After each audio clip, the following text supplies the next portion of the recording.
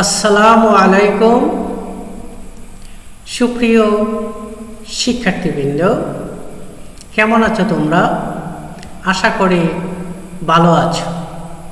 আলহামদুলিল্লাহ, আমি তোমাদের দোয়া এবং আল্লাহর রহমতে ভালো এবং সুস্থ আছি। সুপ্রিয় শিক্ষার্থীবৃন্দ, আমি মোহাম্মদ আব্দুল মজিদ মিয়া, সহকারী শিক্ষক, গণিত, কামালবাজার ফাজিল মাদ্রাসা, বিশ্বনাথ, সিলেট। সুপ্রিয় শিক্ষার্থী বন্ধুরা, বৈশ্বিক মহামারীর কারণে দীর্ঘদিন যাবৎ শিক্ষা প্রতিষ্ঠান বন্ধ থাকায় তোমাদের পাঠদান কর্মসূচি বন্ধ রয়েছে। তোমরা তোমাদের বাড়িতে নিজ নিজ ঘরে আবদ্ধ হয়ে বসে আছো, কিন্তু তোমরা যারা সামনে এসএসসি এবং দাখিল পরীক্ষা দেবে তারা ঘরে বসে থাকলে চলবে না। ঘরে বসে বসে তোমাদের লেখাপড়া চালিয়ে যেতে হবে।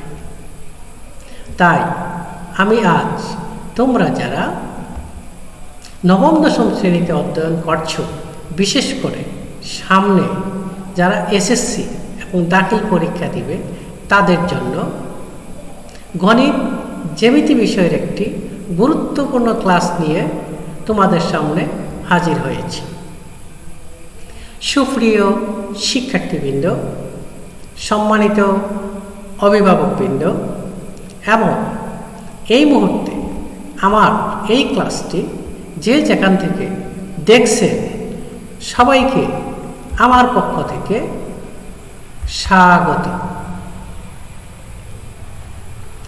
সুপ্রিয় শিক্ষার্থী বন্ধুরা, তোমরা যারা আমার এই ক্লাসে অংশগ্রহণ করতে চাও, তোমাদের কি করতে হবে তোমাদের কিন্তু জানা আছে। বন্ধুরা, তোমাদের কি করতে হবে? আমার ক্লাসে অংশগ্রহণ করতে চাইলে গণিত বই, খাতা, কলম এবং জ্যামিতির উপকরণ নিয়ে ঝটফট তোমাদের পড়ার টেবিলে বসতে হবে। আশা করি তোমরা প্রস্তুত। সুপ্রিয় শিক্ষার্থীবৃন্দ, বোর্ডে যে চিত্রটি দেখতে পাচ্ছ, চিত্রটি মনোযোগ সহকারে লক্ষ্য করে বলো, চিত্রে তোমরা কি দেখছো? একটু চিন্তা করো, চিন্তা ভাবনা করে বলার চেষ্টা করো, বোর্ডে যে চিত্রটি দেখতে পাচ্ছ কি দেখছো? ধন্যবাদ, সঠিক আইডিয়া করেছ। চিত্রটি একটি ত্রিভুজের অন্তর্বৃত্ত। সুপ্রিয় শিক্ষার্থীবৃন্দ, তাহলে তোমরা চিত্র দেখে কিন্তু অনুমান করতে পারছো আজকে আমাদের আলোচ্য বিষয় কি হতে পারে। তাহলে বন্ধুরা, চলো প্রথমে জেনে নিই আমাদের আজকে আলোচ্য বিষয় কি। সুপ্রিয় শিক্ষার্থী বন্ধুরা, নবম দশম শ্রেণীর গণিত বইয়ে অষ্টম অধ্যায়ে কি বলতে পারবে? অষ্টম অধ্যায়ে কোনো নির্দিষ্ট ত্রিভুজের অন্তর্বৃত্ত অঙ্ক। সুপ্রিয় শিক্ষার্থী বন্ধুরা, এই পাঠটি যদি তোমরা আমার সাথে হাতে কলমে কাজ করো তাহলে কি শিখতে পারবে জানো? তাহলে চলো আমরা জেনে রাখি, আজকের পাঠটি যদি আমরা মনোযোগ সহকারে হাতে কলমে কাজ করি তাহলে কি শিখতে পারব। এই পাঠ শেষে তোমরা ত্রিভুজের অন্তর্বৃত্ত আঁকতে পারবে এবং ত্রিভুজের অন্তর্বৃত্ত অঙ্কনের বিবরণ দিতে পারবে। সুপ্রিয় শিক্ষার্থীবৃন্দ, তাহলে চলো এবার আমরা সরাসরি কাজে অংশগ্রহণ করি। শিক্ষার্থী বন্ধুরা লক্ষ্য করো, প্রথমে আমরা একটি ত্রিভুজ অঙ্কন করব। তাহলে লক্ষ্য করো ত্রিভুজ কীভাবে আঁকতে হয়। আমি কি করেছি, বোর্ডে একটি স্কেল বসাচ্ছি। তোমরা তোমাদের খাতায় স্কেল বসিয়ে ফেলো। পেন্সিল দিয়ে একটি দাগ দিলাম, একটি রেখা অঙ্কন করলাম। লক্ষ্য করো, তাহলে আমরা প্রথমে একটি ত্রিভুজ অঙ্কন করব। বন্ধুরা, এই কাজটি আমরা ঝটপট করে ফেলি। লক্ষ্য করো, সাথে সাথে কাজটি করে ফেলো। তোমরাও একটি ত্রিভুজ অঙ্কন করে ফেলো।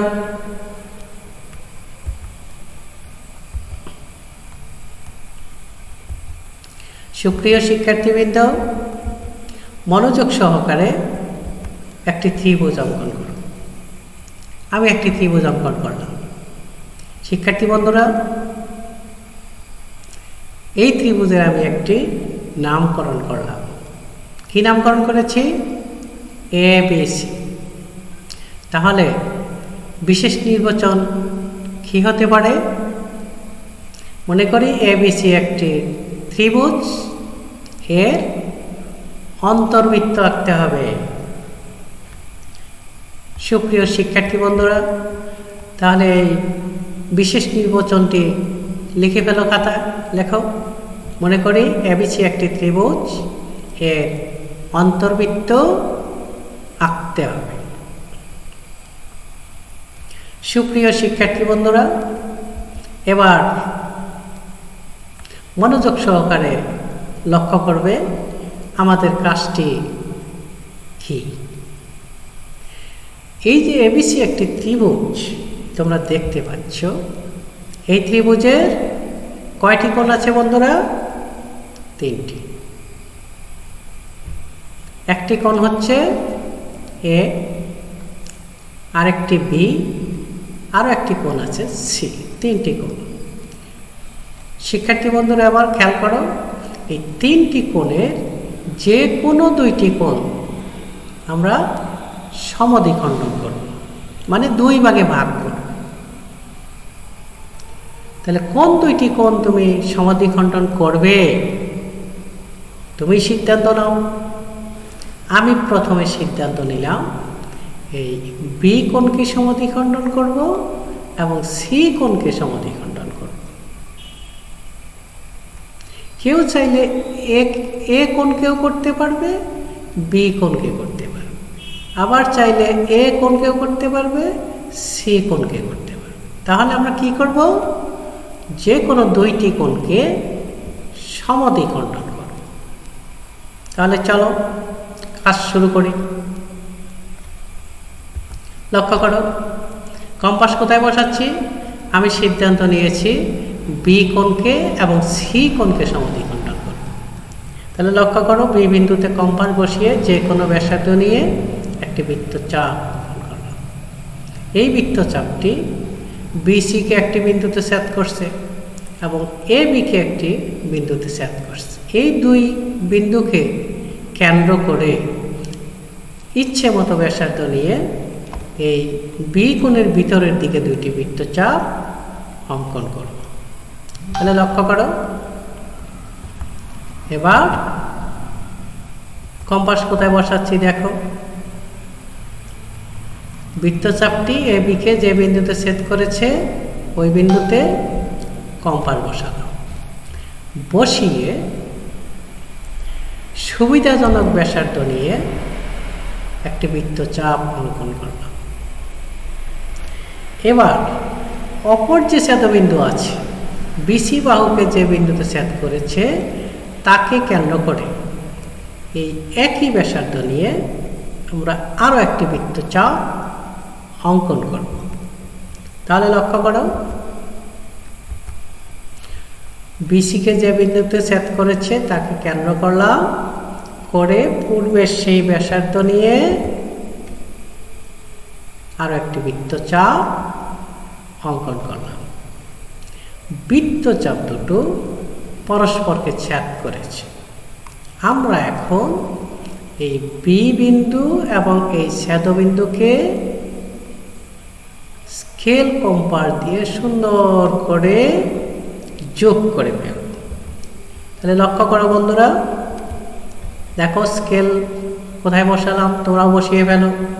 পেন্সিল দিয়ে সুন্দর করে যোগ করে ফেলব। এবার আমরা এই রেখার একটি নামকরণ আমরা করব। কি নামকরণ করবে বন্ধুরা? আমি এর নামকরণ করলাম ই। তাহলে এ বি সি কোণের সমদ্বিখণ্ডক হলো বিই। সুপ্রিয় শিক্ষার্থীবৃন্দ, একেবারে একইভাবে আমরা সি কোণের একটি সমদ্বিখণ্ডক অঙ্কন করব। তাহলে তোমরা কিন্তু আমাদের কাজ কি বুঝে গেছো। এবার আমরা সিকে কেন্দ্র করে যে কোনো ব্যাসার্ধ নিয়ে একটি বৃত্তচাপ অঙ্কন করলাম। এই বৃত্তচাপটি এসিকে একটি বিন্দুতে ছেদ করেছে, বিসিকে একটি বিন্দুতে ছেদ করেছে। এই দুই ছেদবিন্দুকে কেন্দ্র করে সুবিধাজনক ব্যাসার্ধ নিয়ে আমরা এই ভিতরের দিকে দুইটি বৃত্তচাপ অঙ্কন করব। তাহলে লক্ষ্য করো, কম্পাস কোথায় বসাচ্ছি দেখো, একটি বৃত্তচাপ অঙ্কন করলাম। এবার অপর যে ছেদবিন্দু আছে তাকে কেন্দ্র করে একই ব্যাসার্ধ নিয়ে আরও একটি বৃত্তচাপ আমরা অঙ্কন করলাম। এই বৃত্তচাপ দুটো পরস্পরকে কি করেছে? ছেদ করেছে। এখন আমরা এই সির সাথে এই ছেদবিন্দু স্কেল বসিয়ে সুন্দর করে যোগ করে ফেলব। তাহলে লক্ষ্য করো, বসালাম স্কেল, তোমরাও বসিয়ে ফেলো। পেন্সিল দিয়ে সুন্দর করে যোগ করে ফেললাম। এবার আমরা এর একটি নামকরণ করব। কি নামকরণ করবে? আমি এর নামকরণ করলাম এফ। তাহলে শিক্ষার্থী বন্ধুরা কি হলো? এ বি সি অর্থাৎ বি কোণের সমদ্বিখণ্ডক বিই এবং সি কোণের সমদ্বিখণ্ডক সিএফ অঙ্কন করলাম। তাহলে এই অঙ্কনের বিবরণটুকু আমরা লিখে ফেলি। লক্ষ্য করো,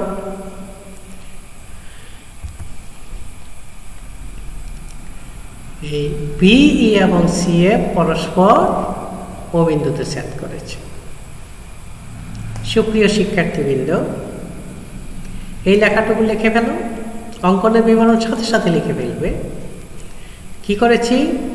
এবিসি ত্রিভুজে কোণ বি এবং কোণ সি এর সমদ্বিখণ্ডক বিই ও সিএফ আঁকি। বিই ও সিএফ পরস্পর ও বিন্দুতে ছেদ করে। যতটুকু আমরা অঙ্কন করেছি সাথে সাথে আমরা লিখেও ফেলেছি। সুপ্রিয় শিক্ষার্থীবৃন্দ, তাহলে চলো পরবর্তী কাজে চলে যাই। এবার আমরা একটা লক্ষ্য নির্ধারণ করি। যেহেতু আমাদের কি করতে হবে? এই ত্রিভুজের ভিতরে একটি বৃত্ত অঙ্কন করতে হবে যা এ বি বাহু, এসি বাহু এবং বিসি বাহুকে স্পর্শ করে। তাহলে আমরা এখন লক্ষ্য নির্ধারণ করলাম। আমাদের একটা এই বৃত্তের কি দরকার? ব্যাসার্ধ প্রয়োজন। বৃত্তের ব্যাসার্ধ কোথায় পাবো? আমরা এখন এই ও থেকে বিসি এর উপরে একটি লম্ব অঙ্কন করব। সুপ্রিয় শিক্ষার্থীবৃন্দ, কোনো বিন্দু থেকে কোনো রেখার উপর লম্ব কিভাবে অঙ্কন করতে হয় এটি কিন্তু তোমরা জানো। তাহলে লক্ষ্য করো, ওকে কেন্দ্র করে যে কোনো ব্যাসার্ধ নিয়ে একটি বৃত্তচাপ আমরা অঙ্কন করলাম। এই বৃত্তচাপটি বিসিকে 2 বিন্দুতে ছেদ করেছে। আমরা এখন এই 2 বিন্দুকে কেন্দ্র করে সুবিধাজনক ব্যাসার্ধ নিয়ে, লক্ষ্য করো, বৃত্তচাপটি বিসিকে 2টি বিন্দুতে ছেদ করেছে। আমি একটি বিন্দুকে কেন্দ্র করে সুবিধাজনক ব্যাসার্ধ নিয়ে একটি বৃত্তচাপ অঙ্কন করলাম। এবার অপর যে বিন্দু আছে, অপর যে ছেদবিন্দু আছে, এই যে অপর ছেদবিন্দুকে কেন্দ্র করে পূর্বের সেই ব্যাসার্ধ নিয়ে আরও একটি বৃত্তচাপ অঙ্কন করলাম। এই বৃত্তচাপ দুটো পরস্পরকে ছেদ করেছে। এখন আমরা এই ও বিন্দুর সাথে এই ছেদবিন্দু, পরস্পর ছেদবিন্দুর সাথে স্কেল বসিয়ে সুন্দর করে যোগ করে ফেলো। লক্ষ্য করো, স্কেল বসালো, তোমরাও বসিয়ে ফেলো। পেন্সিল দিয়ে সুন্দর করে যোগ করলাম। কতটুকু যোগ করলাম? বিসি বাহু পর্যন্ত। বিসি বাহুকে যে বিন্দুতে ছেদ করলো তার নামকরণ করলাম পি। তাহলে এটিই হবে আমাদের যে বৃত্ত অঙ্কন করতে হবে, সেই বৃত্তের ব্যাসার্ধ। সুপ্রিয় শিক্ষার্থীবৃন্দ, আশা করি এই পর্যন্ত কাজটুকু করে ফেলেছ। এবার কি কাজ করেছি তার বিবরণটুকু লিখে ফেলো। কি কাজ করেছ মনে আছে? ও থেকে বিসি বাহুর উপর ওপি লম্ব অঙ্কন করি। এই কাজটুকু আমরা করেছি। এবার সুপ্রিয় শিক্ষার্থীবৃন্দ, আশা করি লিখে ফেলেছ। এবার ওকে কেন্দ্র করে, যেহেতু আমরা বৃত্তের ব্যাসার্ধ পেয়ে গেছি, শিক্ষার্থী বন্ধুরা বৃত্তের ব্যাসার্ধ কতটুকু বলতে পারবে? বৃত্তের ব্যাসার্ধ হবে ওপি। ওপি তাহলে লক্ষ্য করো,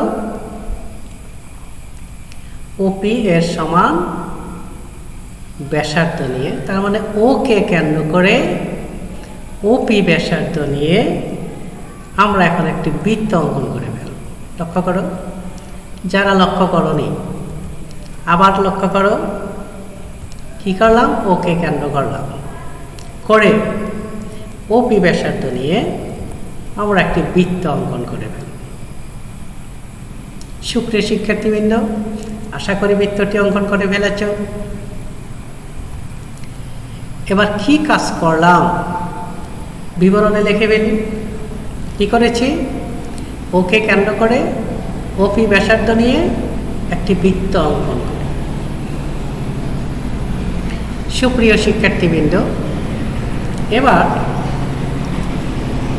তোমরা তোমাদের খাতায় চিত্র অঙ্কন করেছ, আমি বোর্ডে চিত্র অঙ্কন করেছি। চিত্রের বিভিন্ন অংশ চিহ্নিতকরণ করেছি, বিবরণ লিখেছি। এর সাথে তোমাদের খাতার লেখা আর আমার বোর্ডের লেখার সাথে মিলিয়ে নাও। এবিসি ত্রিভুজে কোণ বি ও কোণ সি এর সমদ্বিখণ্ড বি এবং সি এফ আঁকি। বিই ও সি এফ পরস্পর ও বিন্দুতে ছেদ করে।